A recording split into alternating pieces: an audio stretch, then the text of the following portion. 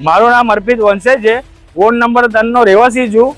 અમારા ત્યાં બસ સ્ટેશનની પાસે 5 મિનિટમાં વરસાદ પડ્યો, એમાં ઘૂંટણે સુધી પાણી ભરાઈ ગયું છે।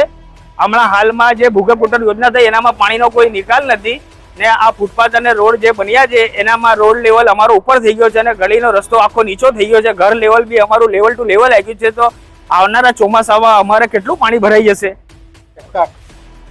જે હમણાં સ્માર્ટ સિટીના લીધે જે ગટર્સ ને બધું બન્યું છે એમાં આ એક જ વરસાદમાં આખી ગલીના અંદર પાણી ભરાઈ ગયું છે। હવે આ થોડો જ વરસાદ પડ્યો હતો અને આ કન્ડિશન છે, અગર જો થોડો વધારે વરસાદ પડશે તો જવા આવવાનું નહીં રહે, એટલું બધું પાણી અંદર ભરાઈ જશે।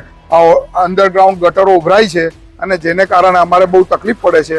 અમારી જે લિફ્ટ ને બધી છે એના અંદર બધું પાણી ભરાઈ ગયું છે, કારના અંદર પણ પાણી ભરાઈ ગયું છે। આનું ઘટતું જેટલું થાય એટલી ઝડપી કરવા માટે ખાસ વિનંતી।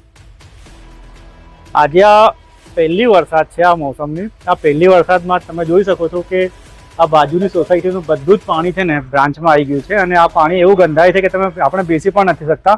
અને આ તો પહેલી જ વરસાદમાં એવો હાલ છે, તો આવનારા ટાઈમમાં શું થશે એ વિચારવાનો પ્રશ્ન છે। અને બીજી વાત કે આ જે પાણી છે એનાથી બીજી બધી બીમારીઓ ફેલાઈ શકે છે, અમને તકલીફ થઈ શકે છે, મચ્છરાઓ થશે, આ બધી બીમારીઓ થશે, તો એના માટે કોણ જવાબદાર રહેશે? એ ખરેખર તંત્રને વિચારવાની જરૂર છે અને એના પર સિરિયસલી કોઈ કામગીરી કરવી જોઈએ, થવી જ જોઈએ અને થવી જ જોઈએ સાહેબ।